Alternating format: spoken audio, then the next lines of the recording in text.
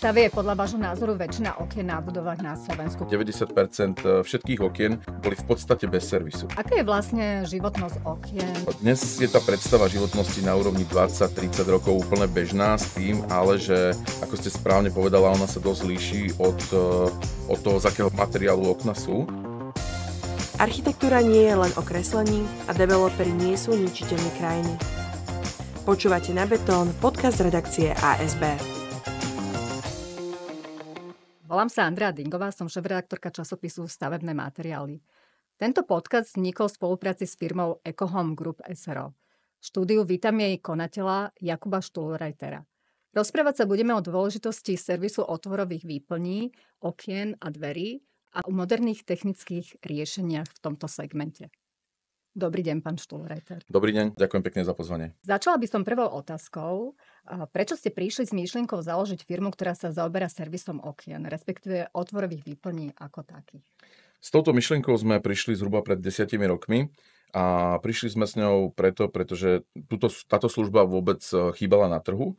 Realita na trhu bola taká, že výrobcovia okien, ktorí okná montovali, tak vlastne ani neinformovali klientov o potrebe pravidelného servisu, no a až neskôr sa ľudia dozvedali o tom, že nejaká takáto služba by sa mala pravidelne vykonávať na oknách, a keďže tá služba chýbala, rozhodli sme sa pokryť práve touto službou celý trh a zistili sme, že záujem o túto službu je naozaj veľký, takže tá potreba vyšla v podstate od klientov a od ich žiadostí na to, že potrebujú pomôcť práve s oknami, dverami a s tými chybami, ktoré sa na nich vyskytujú. V akom stave je podľa vášho názoru väčšina okien na budovách na Slovensku, keďže teda hovoríte, že 10 rokov pôsobíte v tomto segmente? Priznám sa, že dnes je to už o niečo lepšie, ale keď sme začínali, tak tá realita naozaj hovorila o tom, že 90% všetkých okien, a je úplne jedno, či to boli okná v rámci bytov alebo domov, alebo to boli okná na veľkých budovách, boli v podstate bez servisu.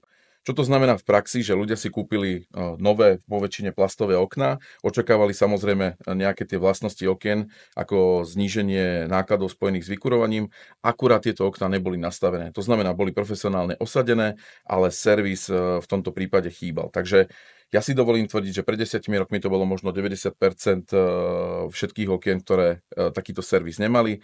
Dnes je tá situácia, myslím si, že aj vďaka nám už trošku lepšie, ale stále sme niekde možno na úrovni 70% klientov, ktorí ešte takýto servis robený nemali. A rovnaká situácia je v Českej republike, v ktorej pôsobíte? Áno, som rád, že sa na to pýtate, pretože už druhým rokom pôsobíme aj v rámci Českej republiky a tam by som povedal, že tá situácia možno ešte horšia, keďže tá osveta v podobe servisu okien ako služby sa tam nerobila, respektíve nikto to nejakým spôsobom needukoval, neučil klientov, takže dnes s hrdosťou môžem povedať, že sme na československom trhu najväčšou firmou, ktorá rieši práve pozáručný servis okien, dverí a samozrejme okenných výplní a všetkých doplnkov, ktoré k tomu patria. Aká je vlastne životnosť okien? Ak by ste to mohli špecifikovať aj v závislosti od materiálov, z ktorého sú vyrobené. Čo sa týka životnosti okien, je to často preberaná otázka aj u klientov doma, ale aj s rôznymi firmami. Dnes je tá predstava životnosti na úrovni 20-30 rokov úplne bežná s tým, ale že, ako ste správne povedala, ona sa dosť líši od toho, z akého materiálu okna sú. Dnes rozlišujeme primárne plastové, drevené a hliníkové okná. A ja to poviem tak, že možno tie najlepšie termoizolačné vlastnosti majú práve drevené okná. Paradoxne tieto okná sú náchylnejšie na servis, na údržbu. Možno klienti, ktorí drevené okná majú doma, tak vedia, o čom teraz hovorím. Samozrejme tým, že podliehajú rôznym vplyvom aj poveternostným podmienkam, tak tá údržba na nich je naozaj, že akútna alebo je veľmi dôležitá. No a čo sa týka plastových a hliníkových okien, tie boli práve vyrobené kvôli životnosti a kvôli tomu, aby vydržali naozaj že veľmi dlhú dobu. Treba ale povedať za mňa veľmi dôležitú vec, že tá životnosť okien môže byť kľudne aj na úrovni 30 rokov a viac pri pravidelnom servise. Keďže sa bavíme o veľkej skupine klientov, ktorí tento servis robený nemali, tak práve preto je tu tá potreba, práve preto by klient mal si nechať skontrolovať okná v pravidelných horizontoch a tým pádom docieli Ja to poviem tak, že minimálne 30% predĺženie životnosti. Čiže okrem toho, že sa predĺží tá životnosť, čo ešte tým servisom môže ten zákazník získať? Lebo ste spomenuli, že okná sú správne osadené, čiže ich namontovala, predpokladám, nejaká profesionálna firma, ale problém je, že neboli správne nastavené. Áno, keď sa bavíme o tom, čo môže klient alebo inštitúcia, väčšia firma alebo nejaká veľká budova získať, tak sa bavíme primárne o 3 oblastiach. Tou prvou oblasťou, ktorá nás asi zaujíma najviac, to je úspora. Keď sa bavíme o úspore, tak sa bavíme o úspore na energiách, respektíve úspore spojenej s vykurovaním. V tomto prípade sú to konkrétne čísla zhruba 15 až 20%, ktoré dokáže každá domácnosť alebo inštitúcia ušetriť ročne, čo si myslím, že v dnešnej dobe je veľmi zaujímavé, a keď zoberieme do kontextu rast cien energií a to, čo nás čaká možno v budúcom roku, tak o to viac by možno práve klienti mali uvažovať aj týmto smerom. V druhom kroku je to predsa len ochrana nášho majetku. Keď sa bavíme o oknách, tak sa bavíme o majetku klienta alebo väčšej inštitúcii, do ktorej investovali možno najviac peňazí z pohľadu celej domácnosti. Ak sa bavíme o majetku, ktorý stál takto veľa peňazí, tak máme predsa len nejaké očakávania, a tie očakávania sú, že okna budú kvalitné, vydržia a budú plniť tú funkčnosť, ktorú majú minimálne zhruba tých 20, 30, možno 40 rokov. Práve preto je to predĺženie životnosti okien a prevencia extrémne dôležitá. Tak ako keď si kupujete drahé auto, tak možno nevymeškáte ani jednu zo servisných kontrol, veľmi podobné je to aj pri oknách. Čiže tá starostlivosť v tomto bode ako ochrana majetku klienta je jednoznačne na mieste. No a v treťom kroku častokrát možno faktor, ktorý zaujíma najmä to ženské osadenstvo, a to je komfort bývania. Komfort bývania vieme prostredníctvom servisu zvýšiť či už z pohľadu zníženej hlučnosti, ktorá častokrát už je za tie roky vyššia, ako bola tých aut, samozrejme je viac, ten hluk cez okna prechádza do bytov a domov tým, že okna netesnia tak, ako by mali, tak je to trošku výraznejšie. Čo sa týka zvýšenej prašnosti, toto je takisto veľká téma. To je presne ten príklad, kedy utierate prach a neviete, skadiaľ sa stále berie.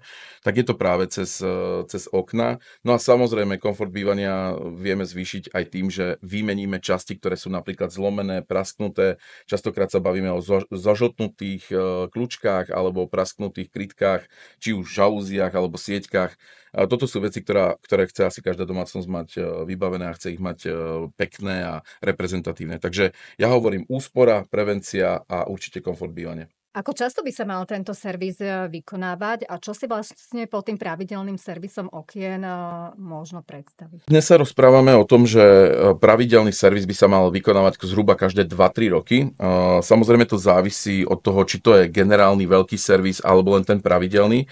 Pod tým generálnym servisom si predstavujem už aj výmenu častí, napríklad tesnení alebo častí kovania. Tá potreba servisu bola zvýraznená už priamo výrobcami kovaní, keďže sa bavíme v 90% o kovaniach, ktoré pochádzajú z nemeckej alebo rakúskej výroby. Tieto veľké nemecké fabriky a rakúske rovno vyrazili na kovania potrebu minimálne 1-krát ročne premazávať všetky pohybové časti.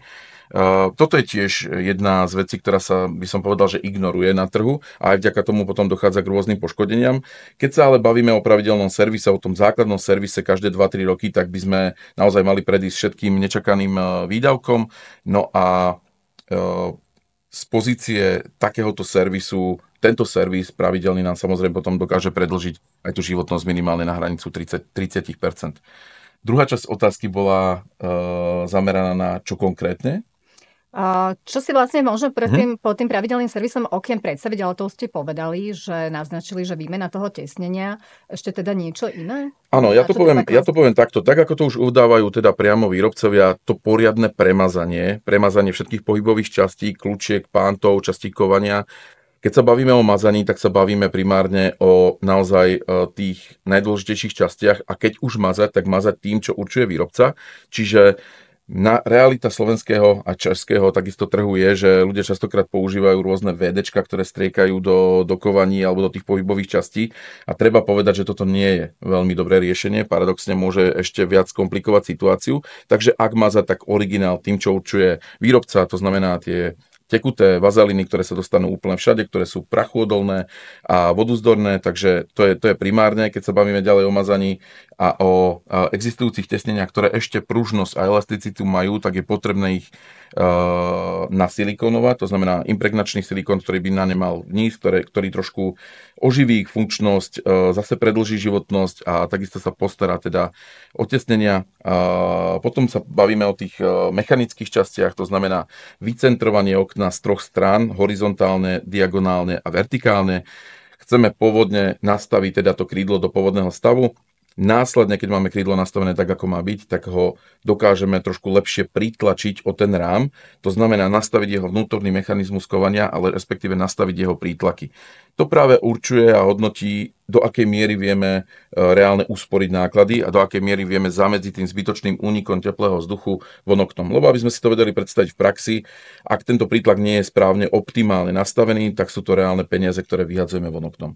Takže toto sa snažíme samozrejme aj vysvetľovať klientom, vysvetľovať zákazníkom a samozrejme to pochopenie je vo veľkej miere, keďže dneska sa bavíme o tom, že to prefúkovanie sa nemusí ukazovať len vizuálne, ale môže sa ukazovať aj prostredníctvom prístrojov, ako napríklad anemometer, ktorý je určený na meranie mikroprienikov vzduchu. A týmto spôsobom presne, exaktne ukážeme klientovi, o akých hodnotách sa reálne bavíme. V rámci servisu, čo si ešte klient môže predstaviť pod servisom, v prípade napríklad zhrdzavených častí, skorodovaných častí kovaní alebo pántov, tu je samozrejme potrebná výmena. To znamená, ak niekto povie, že niečo úžasné na to nastrieka a zbaví sa tohto problému, tak to nie je pravda. V týchto prípadoch je potrebné vymeniť kovania. Ja to poviem možno inak. Stretli sme sa už so situáciami, kde sa tá potreba ignorovala. Neskôr sa to vyvrbilo do situácie, kedy krídlo spadlo na klienta, došlo tam k poraneniam napríklad aj detí a toto sú situácie, ktoré asi nikto z nás nechce riešiť. Ja si teraz len spomínam posledne na situáciu v domove dôchodcov, kde celé krídlo vlastne padlo na klientku v domove dôchodcov a bol z toho dosť veľký problém a práve došlo k ignorovaniu potreby služby servisu alebo výmeny pántov. Následne, keď sa bavíme o výmenách, tak samozrejme kompletné prekovanie krídla v prípade, že je potrebné, tak sa dá celé spraviť. No a veľká otázka, veľká téma, ktorá zaujíma aj klientov, v akom stave mám tesnenia. Tesnenia, alebo teda inak to poviem, výrobcovia udávajú každým rokom určitú degradáciu na úrovni povedzme tých 5%. Ak by sme sa mali držať toho, čo hovorí výrobca, tak po 10 rokoch stratí to tesnenie zhruba 50% zo svojich pôvodných vlastností a tej elasticity a pružnosti, ale aj veľkosti. Vieme, že realita nebýva až takáto, ale zhruba pri tých 10-ročných oknách je už potrebná výmena tesnení a poviem to tak, že pokiaľ dôjde aj k výmene tesnení, tak efekt, ktorý získame na oknách je, povedal by som, že lepší, než tie okná boli alebo fungovali ako keď boli nové. Takže ten efekt je naozaj výborný. Toto sú všetko úkony, ktoré ale samozrejme vždy musíme analýzovať a zistiť na základe individuálnych osobných stretnutí, ktoré v našom prípade sú zdarma. Takže myslím si, že je to aj dobré vodítko k tomu, aby si ten klient, zákazník dal skontrolovať svoj majetok, svoje okná a zistil, či nie je možné v jeho prípade ešte nejaké to euro ušetriť navyše. Takže ponúkate aj určitú diagnostiku odporových výplní? Áno, presne tak by som to povedal. Tá diagnostika, kontrola, revízia, môžeme to nazvať ako chceme. Je to niečo, čo klienti majú k dispozícii a dnes týmto štýlom a týmto spôsobom oslovujeme naozaj, povedal by som, že veľké masy klientov. Keď sa bavíme o tom počte, tak my ako firma len na slovenskom trhu mesačne navštívime zhruba 2000 domácností a 2000 domácnostiam ukazujeme vlastne v akom stave sú okná, dávame informácie o stave, funkčnosti a tesnosti ich okien a ich majetku, v akom stave to majú a či tam sú teda ešte nejaké možnosti a spôsoby, ako či už usporiť, predĺžiť životnosť alebo zvýšiť komfort bývania. No a ja som veľmi rád za to, že klienti nás hodnotia nás veľmi dobre, čo je samozrejme dohľadateľné a sú radi za to, že niekto vôbec prišiel s takouto službou a že zaplnil tú dieru na trhu, ktorá bola. Nehovoriac o tom, že situácia v rámci Českej republiky je v tomto smere možno ešte zaujímavejšia, keďže nikto sa tejto službe nevenoval a ten záujem je naozaj že obrovský, enormný. Spomínali ste vypadnuté okno. Akými ďalšími poruchami sa stretávate vo svojej praxi?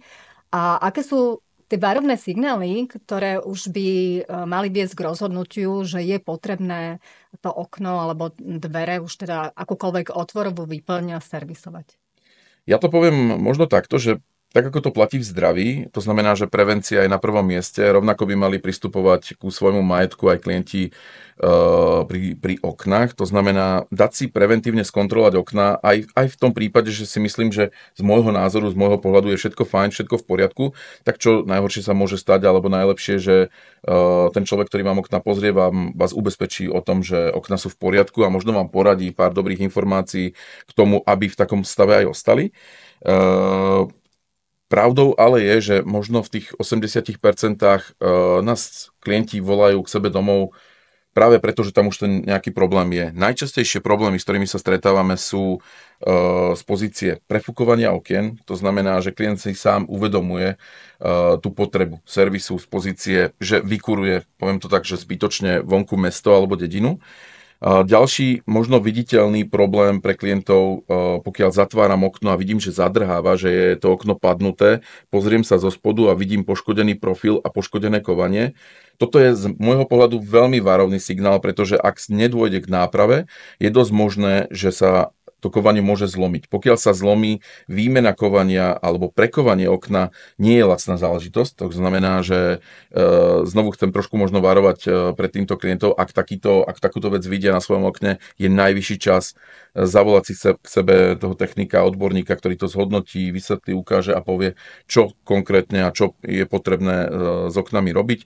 No a samozrejme všetky signály typu zlomené časti pántov, kovaní alebo kľúčiek, takisto skorodované časti, možno vyššie percento vlhkosti, rosenie okien alebo plesne. Samozrejme, toto je úplne osobitná problematika, ktorá sa týka vlhkosti v miestnosti, ale aj k tomuto vieme podať, myslím si, že veľmi užitočné informácie, ako tento problém riešiť. A toto sú všetko z môjho pohľadu signály, ktoré by mal ten klient vnímať. No a potom sú tu už situácie, kedy napríklad dochádza k zvetrávaniu tesnenia, zdroleniu tesnenia, kedy je popraskané, roztrhané. Poviem to takto, toto už nie je signál, toto už je popud na to, aby došlo k výmene. Takisto by som rád možno vysvetlil situáciu s tesneniami, lebo dochádzame väčšinou k situácii, kedy máme na trhu dva typy tesnení. Prvý typ tesnenia, to sú tie čierne kaučukové tesnenia s vyšším podielom kaučuku, také skôr gumené. Ich životnosť vie byť naozaj že dlhšia než tesnení, ktoré sú PVC tesnenia, to znamená zlúčenina rôznych foriem. Tieto tesnenia sú väčšinou šedé alebo biele. Kto má tento typ tesnení na oknách, je to pre neho určitým spôsobom varovný signál, pretože k výmene týchto tesnení dochádza v veľkom množstve práve preto, že keď dôjde k ich opotrebovaniu, tak to predsa len už nie je taká guma.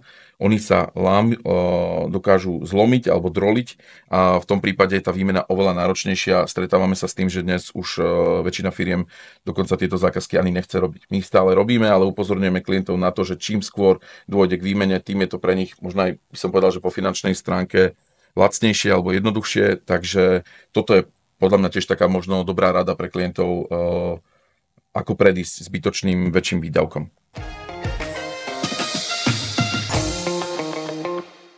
Čo s tým rosením, ktoré ste tu naznačili, to je problém, ktorý myslím, že trápi väčšinu domácností. Čo sa týka rosenia okien, tak ja to poviem takto. V minulosti som sa stretol s tým, že možno rôzne konkurenčné firmy alebo firmy, ktoré existujú na trhu, vysvetľovali klientom, že prostredníctvom servisu idú odstraňovať problém rosenia. No nie je to tak. Ja hovorím, že aj preto je veľmi potrebné a podstatné, aby na Slovensku, ale aj na českom trhu bol niekto ako garant tej kvality práce. A tu treba povedať exaktne, že problém rosení je vo vlhkosti. A vlhkosť, ktorá je v miestnosti, samozrejme je merateľná. Častokrát je to o tom, že si možno klient ani neuvedomuje, vďaka čomu tá vlhkosť môže stupnúť, či už je to sušenie prádla, či už sú to kvety, alebo či už je to fakt, že v noci dokážeme vydýchať niekoľko litrov vzduchu. Ak sú tam dvaja ľudia, tak je to úplne prirodzené, normálne a to rosenie je spojené aj so správnym vetraním. Myslím si, že aj v tomto smere sme dostatočne edukatívni, pretože dokážeme vysvetliť klientom, ako by mali správne vetrať. V tomu možno ich vieme aj potešiť malým darčekom v podobe vlhkomera, ktorý im sám povie a ukáže, či vetrali dostatočne. Takže tá potreba, povedzme napríklad vetrať ráno, otvoriť okna do Korán, nechať ich možno 15 minút otvorené, pokým idem povedzme do kúpeľne, urobím tú osobnú hygienu, vrátim sa, následne okno zavriem. Vieme, že teraz prichádzame do letného obdobia a v tom letnom období zase človek cez deň nechce mať otvorenú ventilačku, aby sa byt alebo dom neprehrial. No a potom zase večer, keď je tá teplota možno vonku už zase trošku lepšia, znovu dokážem pred spaním okno otvoriť do Korán a kompletne vymeniť vzduch. Čiže ide o to nedržať vo vnútri teplý, vlhký vzduch, lebo paradoxom je, že ten teplý, vlhký vzduch celkovo sa vykuruje ťažšie než suchý, chladný vzduch. Takže aj toto je možno určitá forma, ako dokážu klienti šetriť. Ale toto sú všetko veci, ktoré sa dokážu dozvedieť na našich obliadkach. Ešte mi povedzte, že aká by mala byť tá vlhkosť ideálna v tom vnútornom priestore?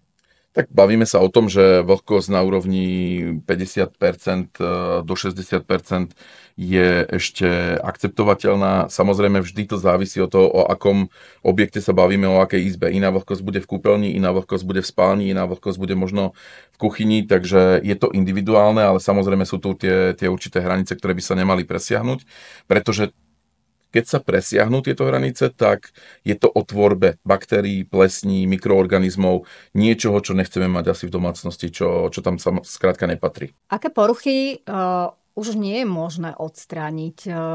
A znamená to teda, že je lepšie vymeniť okno ako také, alebo dvere? Myslím si, že toto je veľmi dobrá otázka, veľmi dobrá téma. Máme kopec klientov, ktorí nám povedia, že k ním už nemá zmysel chodiť, pretože si myslia, že tie okna sú na výmenu. Ja si dovolím tvrdiť, že 95% týchto klientov je nakoniec veľmi rado, lebo sa rozhodne pre servis a ten servis im naozaj dokáže riešiť situáciu. Ak by sme si dnes dali do pomeru riešenie v podobe servisu a v podobe výmeny okien, tak pri tých výmenách oknách sa bavíme rádovo v tisíckach, možno desiatkách tisíc eur. Máme tu rekordmanov na úrovni stoviek tisíc eur. Vieme, že okná môžu byť rôznej kvality, to je prirodzené. Keď sa bavíme o servise, tak sa bavíme na úrovni stoviek, maximálne tisícky eur investovaných do servisu. Takže ten pomer samozrejme hovorí sám za seba. Na druhú stranu, ja to poviem tak, ako je to potrebné povedať. To znamená, v prípade, že dôjde k zlej inštalácii, to znamená, že firma, ktorá montovala okna, ich nenamontovala správne, tak znovu musíme povedať exaktne to, že servisom tento problém neodstránime. Ak napríklad podfúkuje rám okna, tak bohužiaľ je to problém, ktorý sa už týka tej stavebnej činnosti. Väčšina problémov, ktoré ale na oknách sú, či už sú spojené s kovaním, či už sú spojené s tesnením, alebo s funkčnosťou okna, sa dajú odstrániť. Veci, ktoré sú z môjho pohľadu ktoré už nemožno servisovať, tie sa vyskytujú napríklad na sklách. Vieme, že sklá sú napustené tlakom, respektíve plynom alebo argónom, ktorý drží tie termoizolačné vlastnosti. V prípade, že dôjde k tomu vyfúčaniu tlaku, že sa sklo orosí, ale orosí sa z vnútornej strany. To znamená, že to klient nemôže zmazať ani vnútra, ani zvonku, že to nejde dole. Toto je vlastne signál, kedy musí dôjsť k preskleniu. Ale aj tu nás sa bavíme o tom, že nie je potrebné okná meniť, ale vymeniť len sklá. Pretože keď sa bavíme o výmene okien, tak sa bavíme o tom, že sú s tým spojené ďalšie činnosti, a to sú tie murárske, to sú tie špalety, ktoré treba dorovnať, to malovanie a samozrejme všetok ten bordel, hlavne dámy sú tie, ktoré si to vedia veľmi dobre predstaviť, lebo my muži skrátka možno tomu upratovaniu až toľko času nevenujeme, ale takže nie je to len tá prvotná investícia do nových okien, ale zároveň všetky tie opravné práce a tie práce, ktoré dajú okná do pôvodného stavu.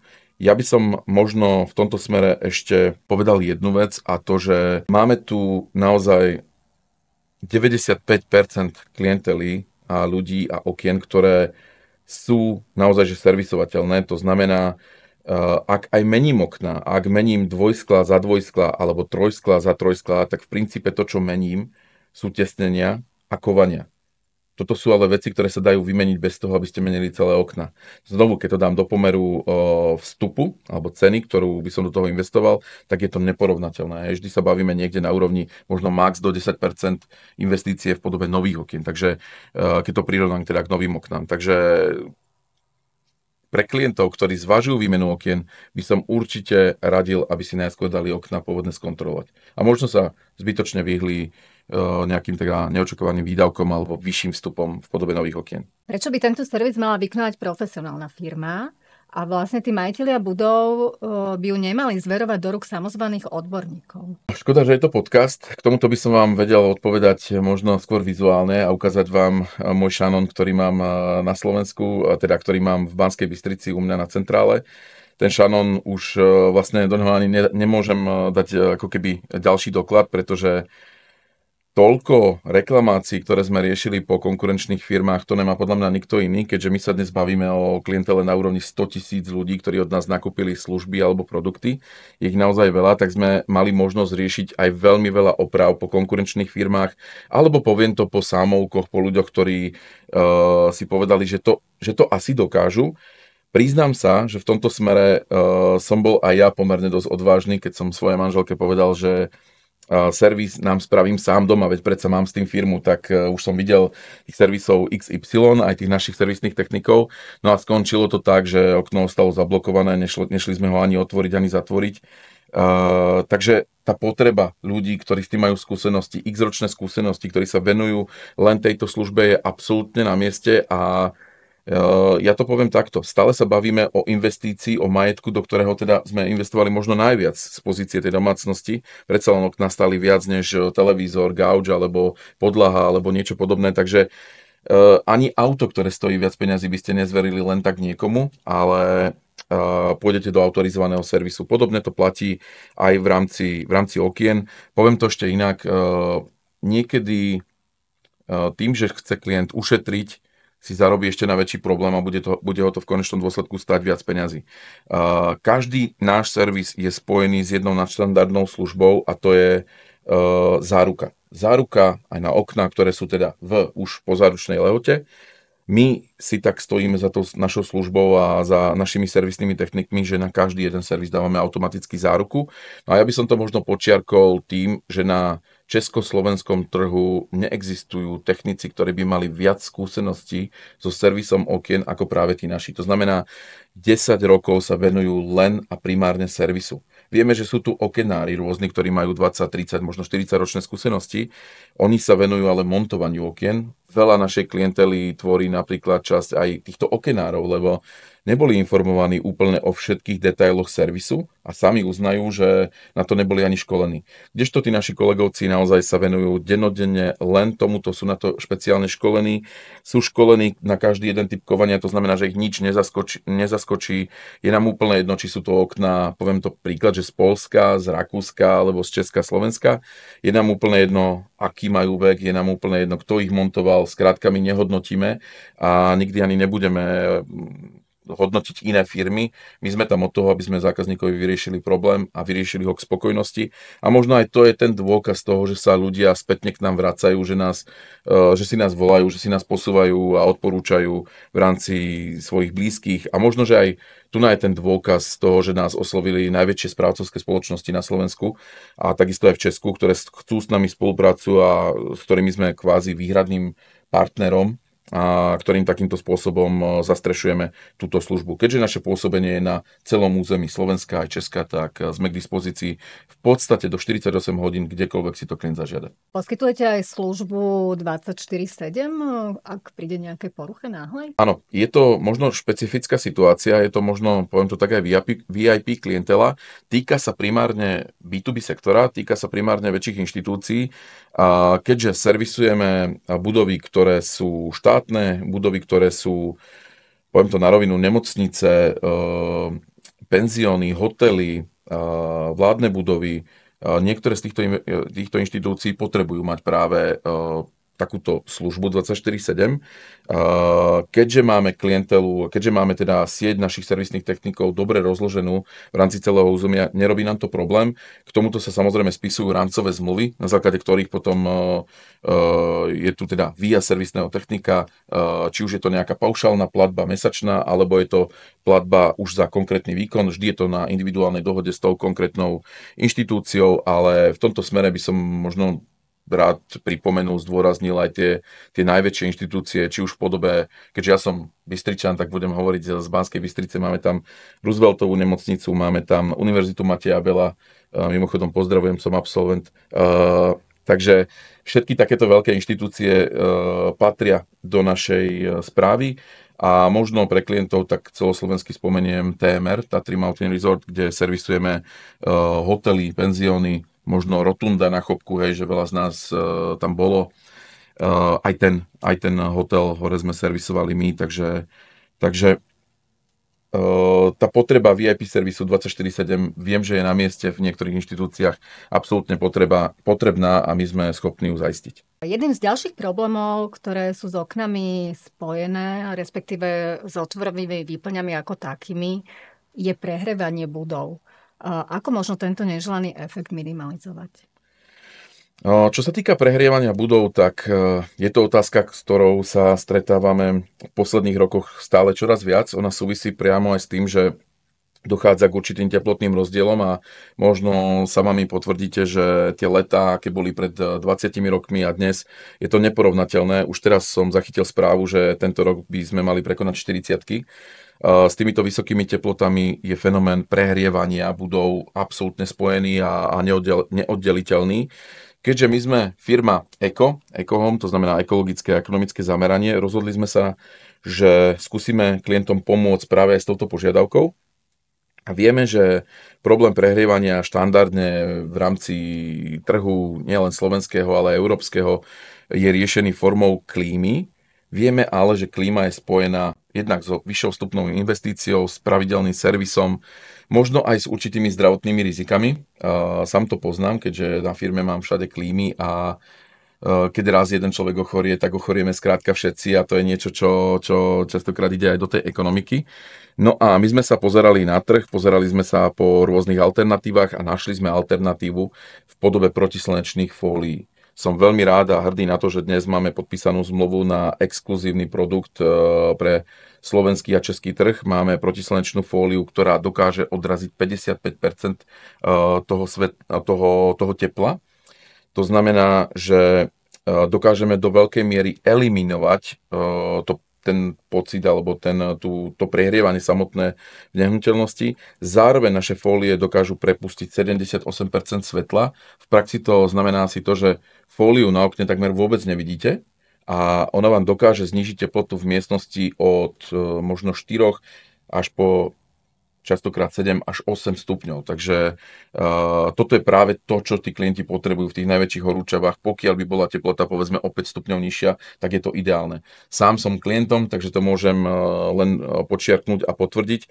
Dôležité je povedať, že takéto riešenie tvorí možno 1/3 ceny z klímy. Dôležité je takisto povedať to, že na toto riešenie nie je potrebný žiadny servis. Je to riešenie, ktoré vám vydrží dlho. A je to riešenie, ktoré je zdraviu prospešné. To znamená, čo je ešte veľkou výhodou, že eliminuje aj to škodlivé UV žiarenie v 99%.